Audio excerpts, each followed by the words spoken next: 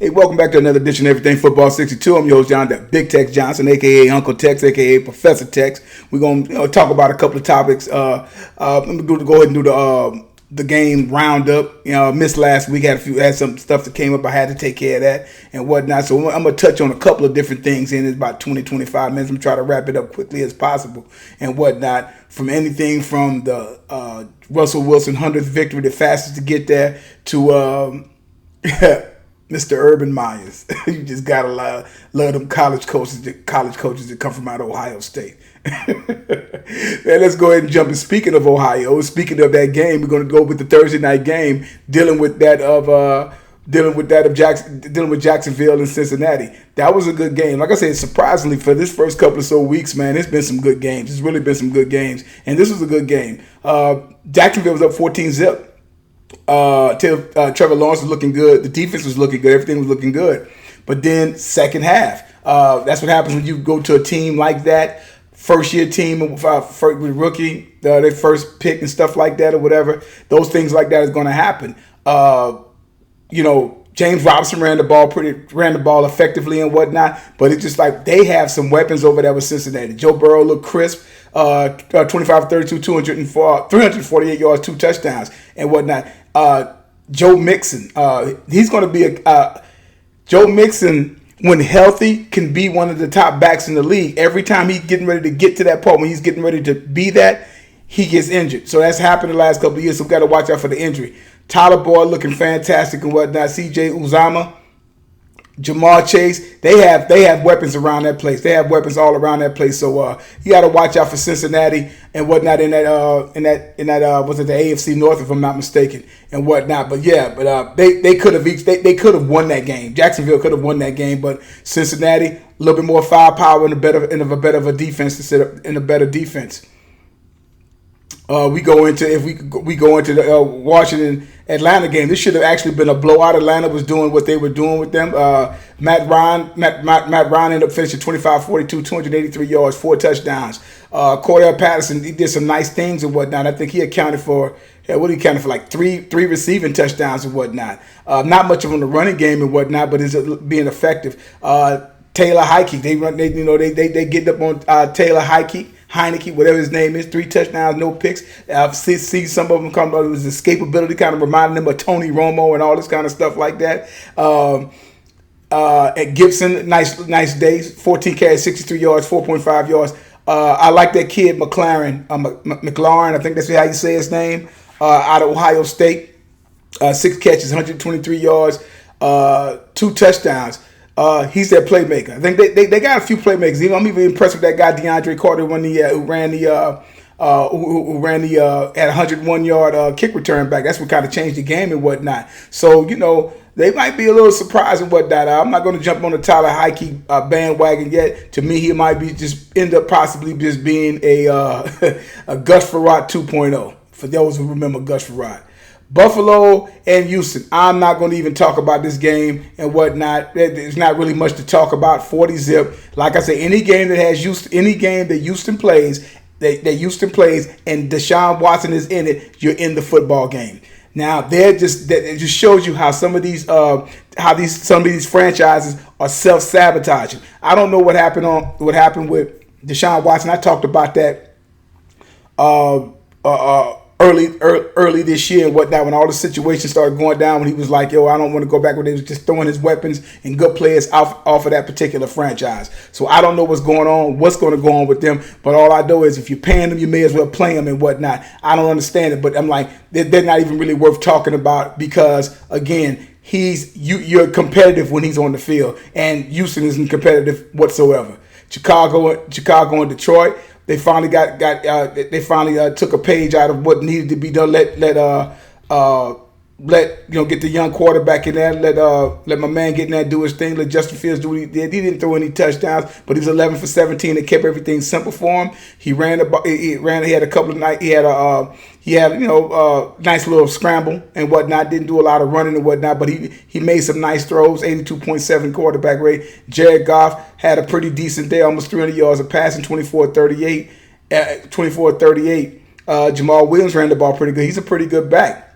Unfortunate for them, Detroit gets in the way. Detroit I'm not going to sit up there and be saying, oh, he's a curse or whatever like that, but it just goes to show you that franchise stinks to high heaven. That franchise from top to bottom stinks to high heaven. That franchise from the very top, they are losers. They've been losers and have always been losers until they change the whole complexity, change ownership or whatever. That place will stink, or until they get some type of a coach that wants to go in there that's a Belichick type or whatever and want to go in there and try to do something. But I don't see that happening. And Detroit will always be Detroit. I don't never want to see a team just go 0 or something and whatnot, because they've been in all their games that they basically played. But that just goes to show you something's wrong with that particular franchise. Dallas and Carolina. Dallas looked good. Zeke did what Zeke is supposed to be doing. What I think he's going to be doing for the continuous part of the year. He has something to prove. 20 rushes for 143 yards, 7.2 average. He probably could have possibly went over 200 yards and whatnot. Dak 130 quarterback rating, 14 to 22, 188 yards, 4 touchdowns. Sam Darnold had a pretty good day, 26-39, threw 2 touchdowns, 2 picks, and he also ran for 2 touchdowns. So, they're trying to get him in the mix to put him in a conversation here and there and whatnot. Dallas looked really good on offense. Dallas, like I've said this time and time again, Dallas' problem has never been offense. Dallas, since when Romo started there and whatnot, all the time, when Romo all the way up and now, Dallas would never have a problem with scoring points and putting points up on the board and whatnot. They're not going to have a problem doing that, even with these years with Dak and whatnot. Their problem is defense. They showed pretty good. They showed up pretty decent and stuff like that, but they still gave things to this game. Dallas should have easily put up 40 plus points on them, and some just blown assignments, because they're not expecting Darnold to run, different things like that. And when you're up on a team, you're supposed to put your foot on their neck, and that's what I would want Dallas to do. Dallas defense needs to come back and play like they did in 2018, even though after they sit up there and had that big game against New Orleans where they just completely shut New Orleans down, something I thought I'd never see and whatnot. And hey man, it's like they have to get back to that particular type of defense when they when they finished back in 2018. I think number 3 or 4 in the league overall and whatnot. So again, good looking game. It was a good looking game with everybody. Like I said, not a bunch of passing and whatnot, but they made big plays and whatnot. So it was good to see that. DJ Moore is becoming a force and whatnot. It's becoming a nice wide receiver and whatnot in the league. So watching out for him and whatnot. Again, still early. Indianapolis and Miami. Another somewhat of a decent game and another somewhat of a decent game.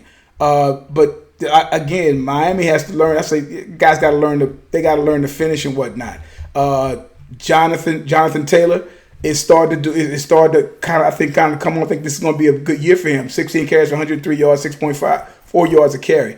Carson Wentz had a good game, 24 for 32, 228 yards and 2 touchdowns. I've never said Carson Wentz wasn't a bad quarterback. I just said Carson Wentz just had another one of these guys who has a tendency to get hurt and have a game and just things just start happening to him in waves, and it just can't keep up, and it just goes on. Jacoby Brissett, a decent showing, kind of somewhat a little bit running for his life and whatnot. Dolphins, no rushing attack or anything like that and whatnot. So this game was close and whatnot, and both somewhat close. But Indianapolis in the long run ended up pulling out, got their first victory and whatnot. So we'll see what happens with them with that, dealing with the AFC South, and then of course Miami. I think they right now they're going to be down in the East and whatnot, and not really doing a whole lot right now. Don't know what's going to happen with Miami Dolphins. Another once prior franchise is not doing much of anything over the last couple of years. Cleveland and Minnesota 14-7. I guess you could say that was a snoozer, but I guess it was some defense being played. Leave it up to that I say Baker Mayfield didn't have a great outing. 15 to 33, 155 yards, no touchdowns, but also no picks. Nick Chubb, 100 yards right on the nose, another 4.8 yard. Kareem Hunt, that's the thing that's going to keep them solid. Is that running game is going to keep them solid. Running game, and if they continue to play some defense and whatnot, continue to get better continue to do good on defense, I think they're on the come up and whatnot. Again, Going back to my man Kirk Cousins, like I always like to mess with, 20 or 38, 23 yards, a touchdown, and a crucial pick in the fourth quarter with about 5 minutes left that could have probably tied the game or could have tied the game.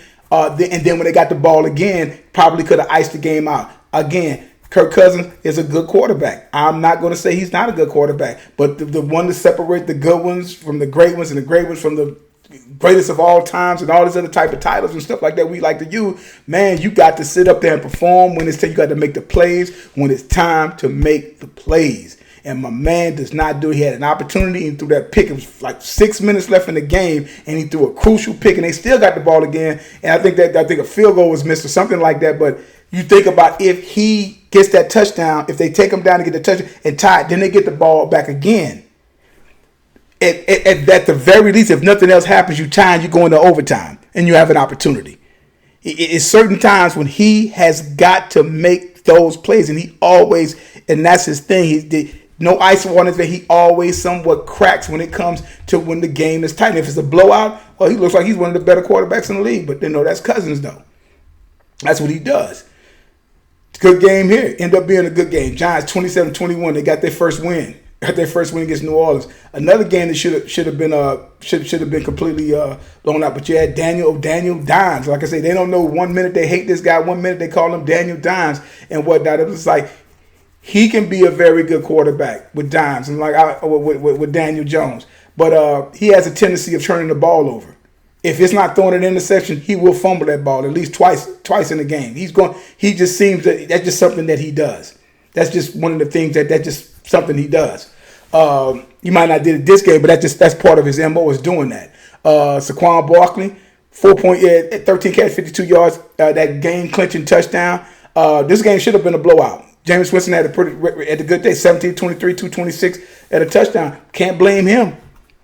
Kamara can't blame him. Tyson Hill caught until they had that powerful run that he had down there. A lot of good things that they had going on, but not vertically getting the ball up, but they was up, they was ahead. And they end up letting the game, and they let the Giants get back. And I go back to that defense. Is their defense going to be their Achilles heels?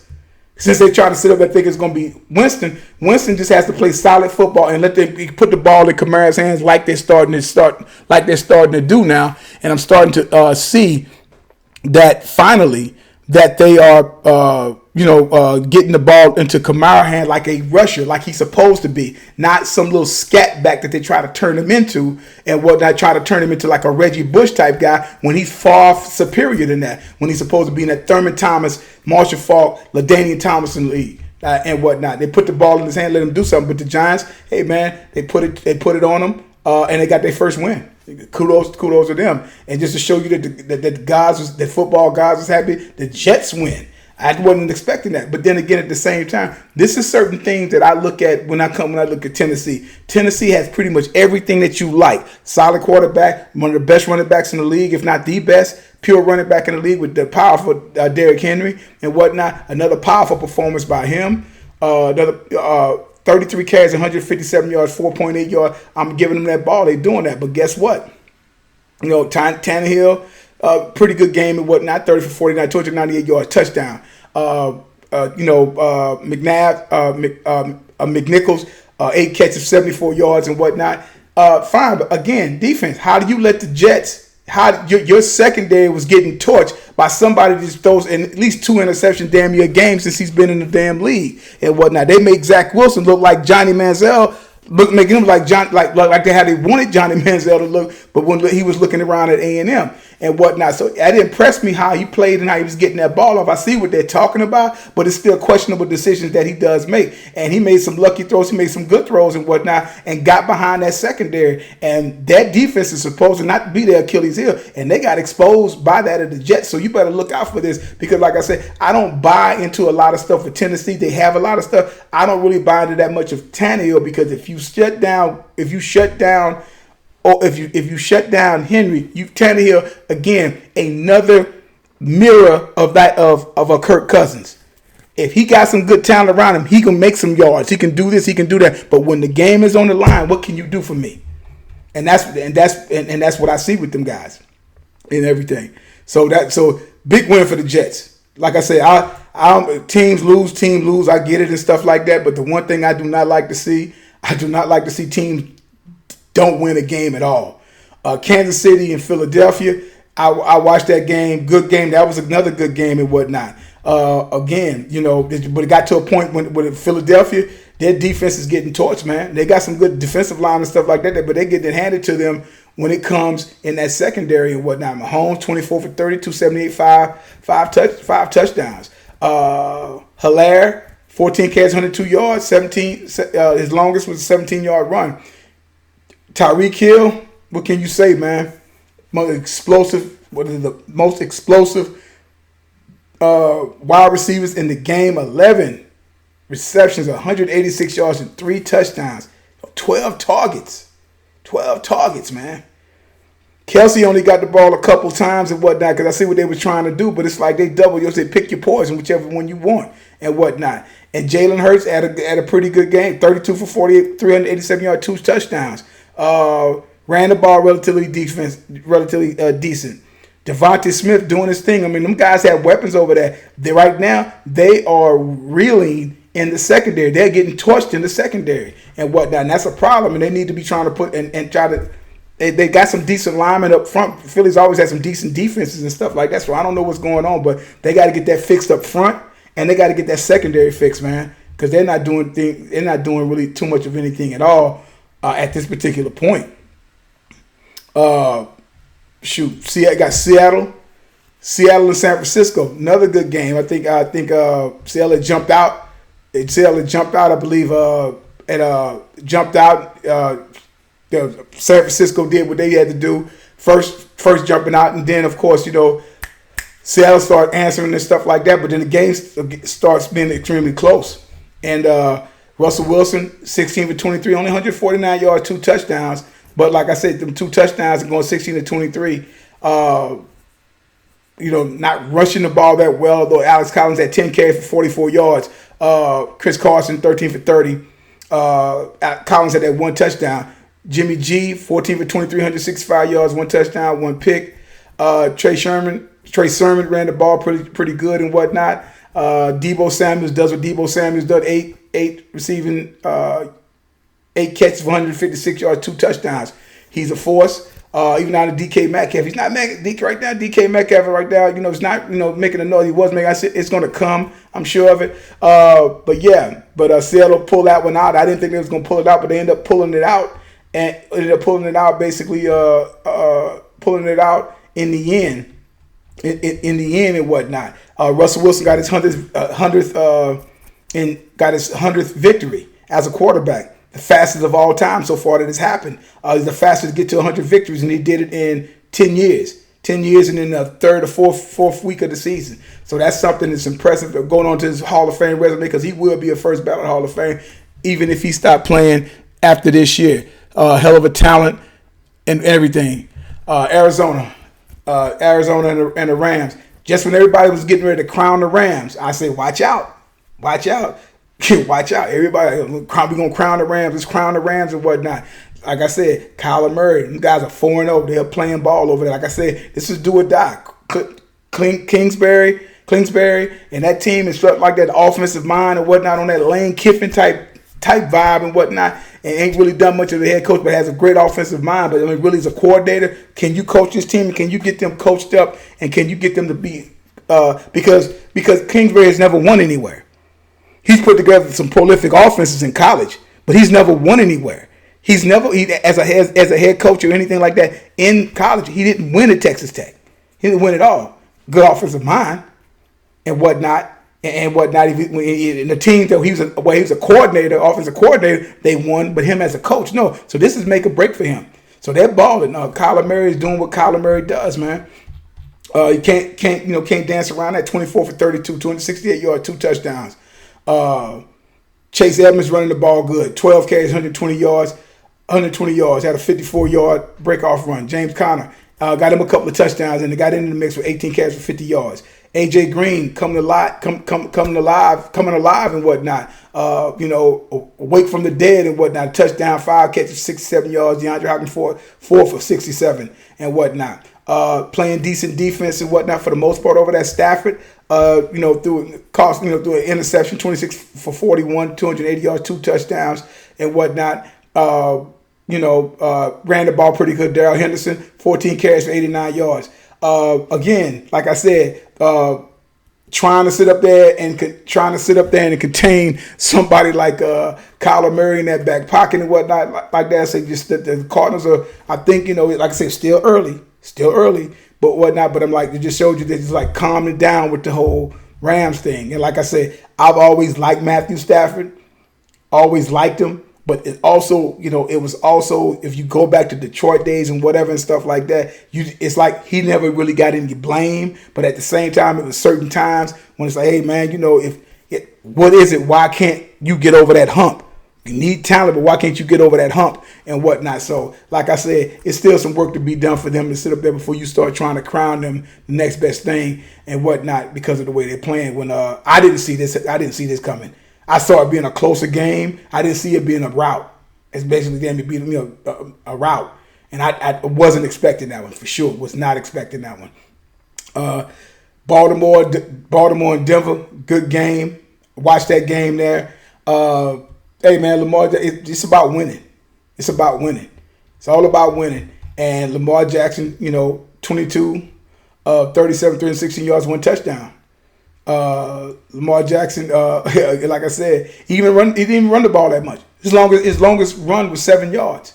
Murray ran the ball, 18 carries, 59 yards and whatnot. Not a lot of running stuff, but they kept in the air. Marquise Brown 4 for 91. Mark Andrews, that is one of his favorite targets and whatnot, 5 for 67. James Prochet, 5 for 74. Drew Lock, they lost Teddy Bridgewater. What can I keep saying about Teddy Bridgewater? Every time you think Teddy Bridgewater is getting ready to do something, my man hurt. 2 Louisville alums going against one another. And it's kind of sad it happened for that my man ended up getting out of the game because they both got drafted the last pick of the draft. Crazy. Really crazy. Hate that everything goes good with Teddy Bridgewater. I just hate to see that go down with him. Melvin Gordon had a decent game and stuff like that. And, But again, Baltimore has that defense and let loose on them guys and whatnot. Their defense can show up, and where Lamar don't have to do a whole bunch of stuff like that, still be Lamar and have that defense. Again, they'll be a force to be reckoned with again in this season. Pittsburgh and Green Bay, there ain't really a whole lot to say about it. Pittsburgh, I think Pittsburgh is just about done. Big Ben ain't got much left. Green Bay didn't, to me, play a great game. Not that great of a game. Aaron Rodgers does what Aaron Rodgers normally do. He's always going to do enough to have his team play to ball out and stuff like that. 2 touchdowns, 20 completions, 36 attempts, 248 yards, two touchdowns. Big Ben, 26 for 40, 232 yards. Right, Najee Harris had a pretty good game and whatnot. They're not gelling on defense. They're not gelling on defense, and they're not gelling on offense whatsoever. Green Bay they're winning the game, but I'm not that impressed with Green Bay right now myself. But like I said, early. It's early and whatnot. But yeah, did I expect Green Bay to beat Pittsburgh? Absolutely. That was no question at all that was going to that was going to happen. That was going to happen. Tampa Bay and New England. A game again by inches, marred by inches and whatnot. They had an opportunity. Guys had an opportunity. Couldn't get it done. Mac Jones, 31 for 40, 275 yards, 2 touchdowns, one pick. Brady did 22 for 43, 269 yards, no touchdowns, no pick. Leonard Fournette had a good game running the ball. Again, the thing that's going to be Achilles heel for them is rushing because they have nobody. They have no running back. They have no running back whatsoever. So they're just going to tee off on Mac Jones.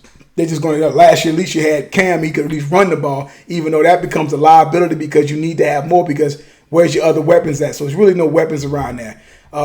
Mike Evans had a pretty decent game, seven receptions, 75 yards and whatnot. But it was just it was hard. You see by the score, defense. It was a defensive game.